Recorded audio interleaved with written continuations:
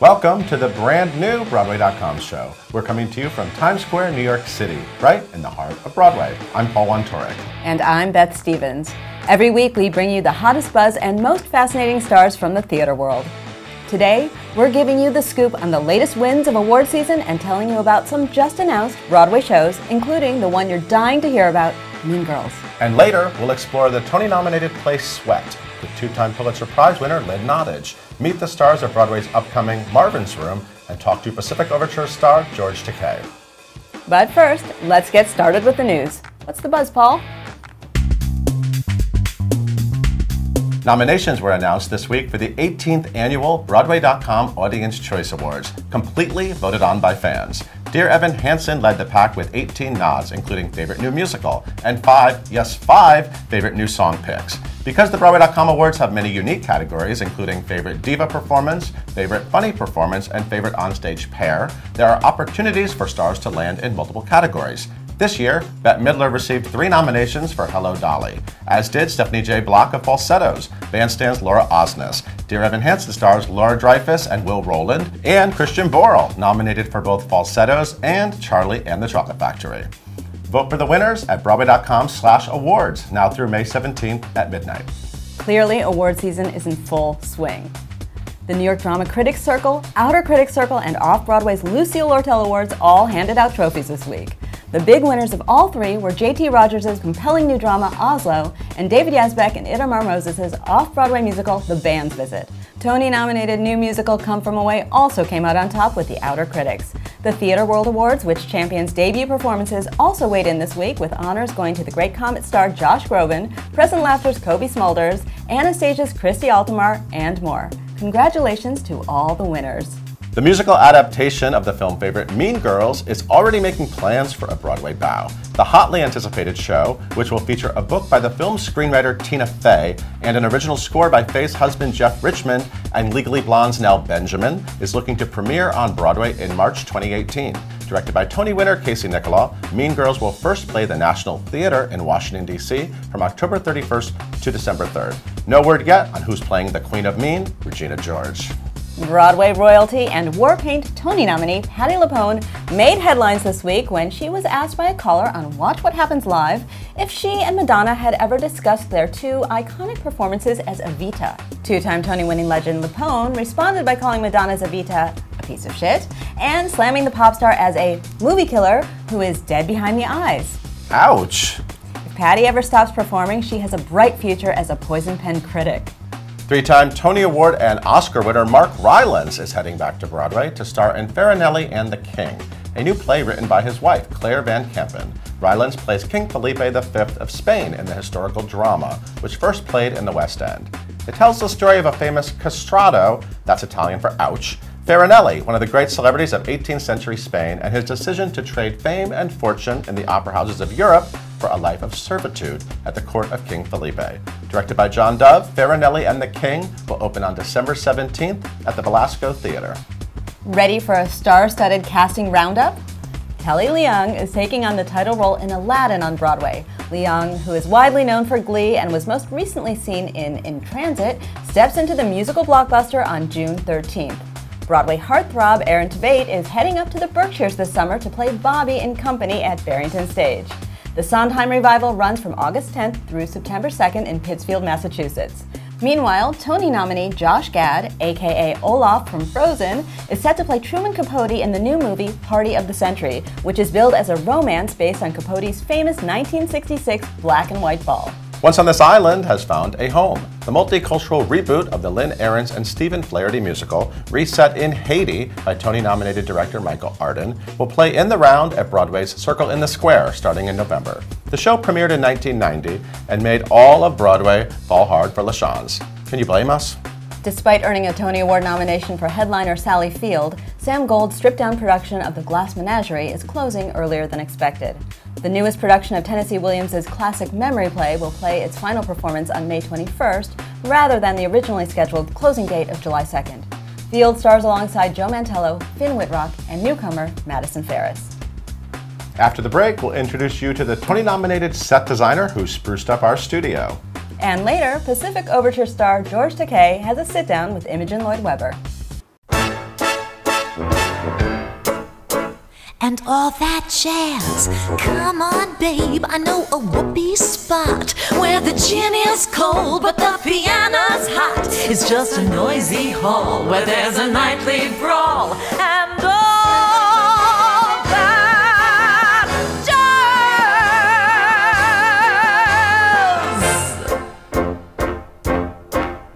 That jazz. Hi, I'm Patti LuPone, and you're watching the Broadway.com show. Welcome back. Okay, it's time to talk about the elephant in the room, this amazing new set. David Korins has designed 17 Broadway shows, including Hamilton, and this season's Dear Evan Hansen, Bandstand, and War Paint. The 2017 Tony Award nominee recently stopped by to talk about combining the old with the new in our tiny TV studio. When Broadway.com first approached me, I came to the studio, and I was wowed by the size of the room, the actual room where it happens. Broadway.com has been producing original video content for over 17 years, but has never had an actual studio set. Korins caught our eye with the striking scenic design he's created over the past 10 years, which earned him back-to-back Tony nominations for Hamilton and this season's War Paint, as well as TV projects like Andy Cohen's Watch What Happens Live and Grease Live, which earned Korins an Emmy Award. Paul Ventura came to me and said that he was looking to kind of revitalize the look of all the different shows and what the studio looked like in repose. Korins came up with a concept for the Broadway.com studio that combined classical theatrical imagery like grand gold prosceniums with ultra-modern light technology. Broadway.com sits solidly in the middle of classic, tried and true theatrical endeavors and also at the cutting edge of what's going on in theater today and right now. And so the design is kind of a version of that, where we took old, beautiful architecture and fused it with a new sizzling kind of lifeblood. With countless LED lights built in, the new studio set is able to change color schemes to reflect the wide array of video projects that are filmed at Broadway.com. It was important to make a thing that I think looked really pretty, that could be lit from the front, but that also wanted to have this kind of light emitting quality to it, and we wanted to be able to change the color of the bulbs and all the LED technology and have this kind of beautiful neon wall just kind of peeking through at times through the fabric, through our kind of show curtain, but then also really pulsing and pushing through and give it a real vibrant, energetic, modern feel. It's actually quite an honor. I mean, it's a website I go to frequently. I watch the shows and I really watch the interviews and the things that go on. And so to be asked to kind of make the iconic look, or what would be the look for the next several years, was really, you know, just a huge, really cool thing to happen to me. Lynn Nottage's plays have been widely produced around the globe, but her stunning new Tony-nominated play, Sweat, marks her Broadway debut. I recently visited Nottage at her office at Columbia University, where she teaches playwriting, to discuss what prompted her to write this new work. Sweat looks at the effects of deindustrialization on a group of factory workers. The piece won the playwright her second Pulitzer Prize, as well as numerous accolades and her first Tony Award nomination. Her first Pulitzer Prize in 2009 was for Ruined, which focused on the ravages of war in the Congo. She is also known for her works Intimate Apparel and By the Way, Meet Vera Stark, among others. I always lead with curiosity, and it's never enough for me to read a paragraph in a newspaper and be satisfied. I'm one of these people who likes the adventure of going to a source and really sort of picking through all of the debris to find the story. In 2011, I read an article which was brought to my attention in the New York Times, and it was just a very simple article about the census report, which had stated that Reading was the poorest city of its size in all of America, and I just decided to go. I really found my play when I was sitting in a circle with a group of steel workers who told a story that moved me. And moved me in ways that I hadn't anticipated, because it was a group of people who I normally wouldn't find myself engaging with. And yet I felt very close to them in that moment. Because as an artist, I understand economic insecurity very well, and I live very close to people who are going through things similar to what was happening in Reading. So I think I went chasing a story and needing to sort of fill in the blank. When I wrote the play, I wanted it to be a play that's very much engaged with the culture in which we're living. I mean, it's one of the things that I tell my students constantly, is that as an artist, our responsibility is to sort of reflect and to distill and to be alert in ways that the general public sometimes isn't. Although Sweat was written before the presidential election, Nottage had insight into the political climate of the heartland. Was I surprised that people were angry? No. Was I surprised that people were disaffected? No. Was I surprised that people really wanted some form of revolution? No. I just didn't know that the revolution would come in the form of Donald Trump. Sweat tackles uncomfortable subjects like economic inequality and racial injustice with grace and intimacy. This was Nottage's aim all along. One of my mottos is replace judgment with curiosity. I want people to enter unfamiliar terrains and really learn to live in someone else's shoes. One of the things that I'm always trying to do is take people into unfamiliar landscapes and build empathy. And I feel if I'm successful by the end of the play that I've slightly shifted the audience's perspective. The new Broadway.com series, The Catch-Up, offers an inside peek at the special relationship between Broadway's stars. We reunited Memphis pals James Monroe Iglehart, now starring in Hamilton, and Come From Away's Chad Kimball. In this clip, Kimball asked Iglehart to relive the amazing moment when he won a Tony Award for playing the genie in Aladdin.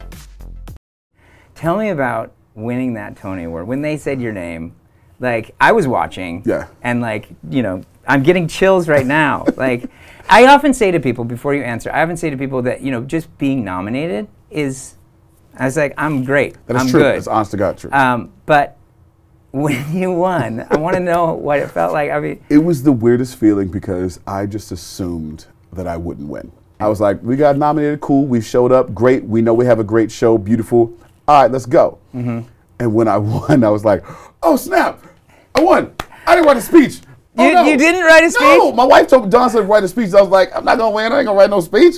So do you look back now and think, why didn't I write a speech? Yes, yes. There were some people that I forgot to mention. I didn't mention Chad Beglin, our great book writer, and I didn't mention. Understand. I know that, but trust me, I every time I have an interview or anything, I try to say the brother's name, so he can never. So I don't ever have to forget that he doesn't forget that I know I forgot you, but I'm gonna mention you. There were people I wish I could have thanked, and but it was a very surreal moment. Oh, yeah. Because I looked over that audience and I realized I'm in Radio City Music Hall and I'm holding a Tony. This is crazy. And you're in front, I'm getting chills again, you're in front of your peers. People who are like theater royalty, and they're looking at you and saying, this is your moment. Yeah, and you look out in the audience and there's Audra McDonald, and there's Norm Lewis, and there's my boy Josh Henry, and you're looking out there and you're like, these people, they run Broadway in the nicest way possible. It was nuts. And you're on the stage in front of the microphone. Yeah, it was absolutely crazy. And it was one of the, besides getting married, the best experience I've ever had. Wow, I was just bursting. Thank you, man. Bursting. Janeane Garofalo and Lily Taylor are gearing up to play estranged sisters in the Broadway premiere of Scott McPherson's touching play, Marvin's Room. I talked with the stars of the play during a recent break in rehearsals to find out why they wanted to take part in this starry staging. Marvin's Room tells the story of two sisters, Bessie and Lee, who haven't seen each other for many years, but reconnect when Bessie is diagnosed with leukemia. Previously adapted into a 1996 movie starring Meryl Streep, Diane Keaton, and Leonardo DiCaprio, the play now makes its Broadway debut at Roundabout Theater Company. Popular comedian Janeane Garofalo plays wisecracking free spirit Lee and reveals why she relates to the character. And she is, shall we say, not very sentimental about family ties and is not the greatest about keeping up with siblings and doesn't go to every birthday or, you know, soccer game or I'm not proud of this, but I admit that I am not always that eager to participate in family functions, but especially after the elections, if you take my meaning. And Lee is the same way, and to Lee it's perfectly reasonable. To the others in Lee's family, it is not perfectly reasonable, and I feel the same way in my life. Three-time Emmy nominee Lily Taylor plays Bessie, the sister who has single-handedly cared for their bedbound father Marvin, who suffered a severe stroke. But Taylor explains how McPherson's play manages to be both funny and touching in equal measure. By not being afraid to go to that place of the fear of being here and not being here, and that we can still laugh up to the very end as human beings. We're really good at that, I think. We don't like when people are sick, they don't go around saying I'm sick, I'm dying, I'm sick. They keep like going, eating up life more than they would, you know. So that's, you see that human carpe diem, you know, which I think is a great thing to let us know as humans that we innately have. Marvin's Room starts June 8th at the American Airlines Theater and will officially open on June 29th. When we return, Imogen Lloyd Webber talks to George Takei, now starring off-Broadway in a revival of Stephen Sondheim's Pacific Overtures. And all that jazz. Come on, babe, I know a whoopee spot where the gin is cold but the piano's hot. It's just a noisy hall where there's a nightly brawl. And all that jazz.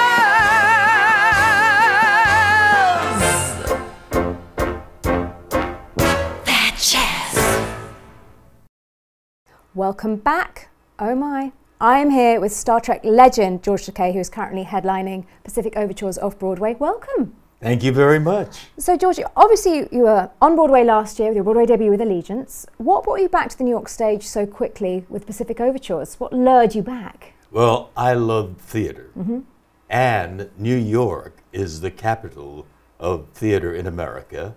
And you know, you can say the world. You can say the world. I won't hold it against you. No, because I love London theater as well. London theater is great, but you can say it is capital theater of the world. And it is quite different, but Tokyo theater is fantastic. And Pacific Overture, initially when it was presented in 1976 with Harold Prince directing, was structured as the American version of Kabuki, with the Hanamichi runway and the black-clad dressers on stage helping you change. So I love theater in Tokyo. I love it in London. I love it here most in New York because I'm American. Did you see that original production in 1976 of The Winter Garden? I did indeed. Because it didn't last as long as everybody thought that it would at the time, did it? Well, Stephen Sondheim, you know, you Absolutely. think that's a shoo-in. Hal Prince as well, you know, dream 2 or 3 team. years. Yeah. But it was so different. I mean, Kabuki, you know, to tell the story of a chapter from Japanese history where an American Commodore Matthew Perry, sails into Tokyo Bay and causes great havoc by opening up Japan. So it was a wonderful production with all the spectacle, the elaborate brocade robes and so forth. But ours is dramatically different. And that's, I guess, John Doyle, he's who is the man. So just to remind everyone, of course, John Doyle most famously recently did The Colour Purple. Yes. He started that out in London and then brought it here and obviously won the Tony. And he's very much famous, isn't he, for sort of deconstructing, for minimalists. Reimagining. Yeah, there you go. Yes, he gets it down to the essential. And that's a very Japanese concept. Stripping it down. Right. Yeah. Japanese decor, you know, Japanese home is minimalist. Well, what John does with every one of his productions is to reimagine it and get down to the essence of that. And what he did with Pacific Overtures is, again, did that very thing, get it down to the essence, but then with poetry and with art and with his singular theatrical imagination, transform it into something very essentially Japanese, but it is very relevant to contemporary America. And you really know what audiences think because your social media presence is extraordinary. You've got millions of Twitter followers, millions more on Facebook. That must be quite a lovely two-way street for you that you hear from them. Well, my venture into social media really actively began because of theater. Yeah. We started developing Allegiance, 9 years ago. And Allegiance continues to have a life, doesn't it? You had those very successful screenings, and it's going to be in California, is that correct? Yes, we're reviving it in February next year. But it's a chapter of American history, the internment of Japanese American. That's a little known. And here we have that as the core story of our drama, our musical. How to, for one thing, raise the awareness of that. And once that awareness had been raised, then to tell them that we're doing a musical on it and to share some songs from it and tantalize them with a few bits and pieces from the musical. So my social media campaign began essentially to build an audience for Allegiance. And also a bit of a focus group, I guess. They let you know what they think, you can find out if something works or not. Exactly, and it worked. And we tantalized them, and as a matter of fact, we wanted this to not just be for people that come to New York to see it, and for New Yorkers. You know, there's all the rest of the country, all the rest of America. So we filmed it, but we didn't film it just with one camera, as so many stage plays are done. We did it like a movie. We filmed one performance with an audience, with that one camera focused on the stage.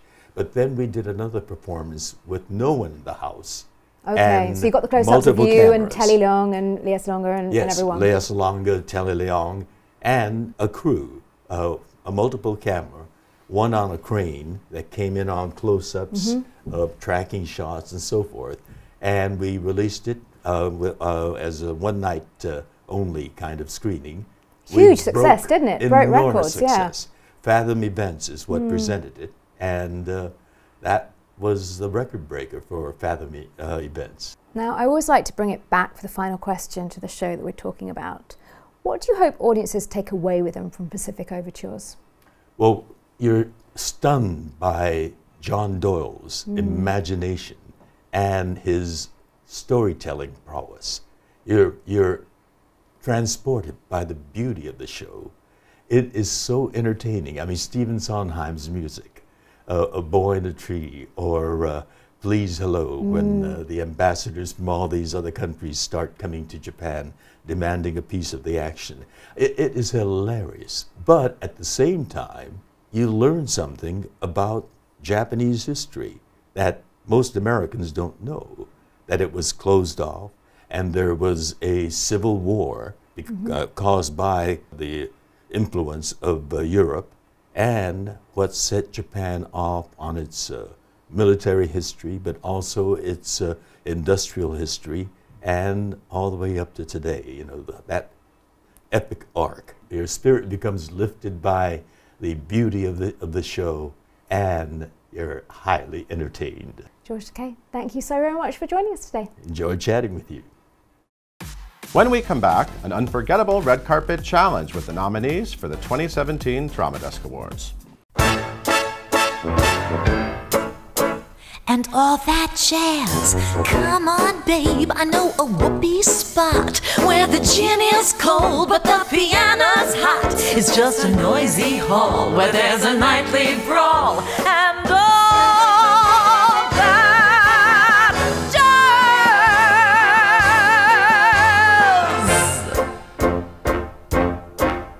That jazz. Hi there, my name is Gavin Creel, and you are watching the Broadway.com show. What's up, everybody? My name is Matt Roden here for Broadway.com at the Drama Desk nominee reception. And today I will not be asking anyone real questions because we are going back to the high school drama club.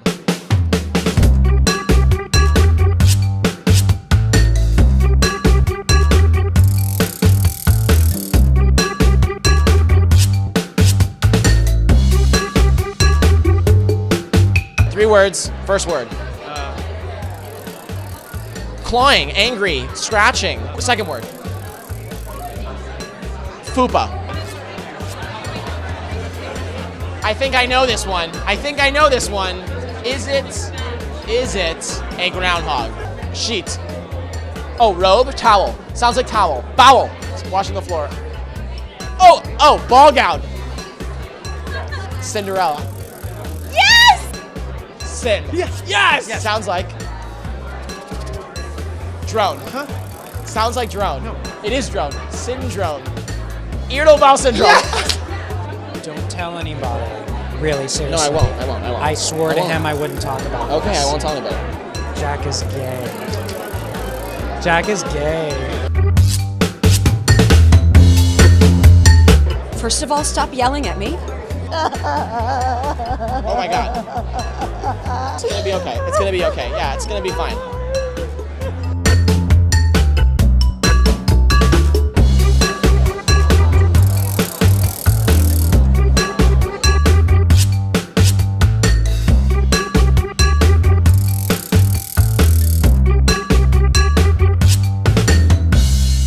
Thanks for watching the Broadway.com show. Before we go, here's Broadway.com Audience Choice Award nominee Lindsay Mendez singing the beautiful Lazy Afternoon from the Golden Apple, playing through May 14th at New York City Center. See you next week.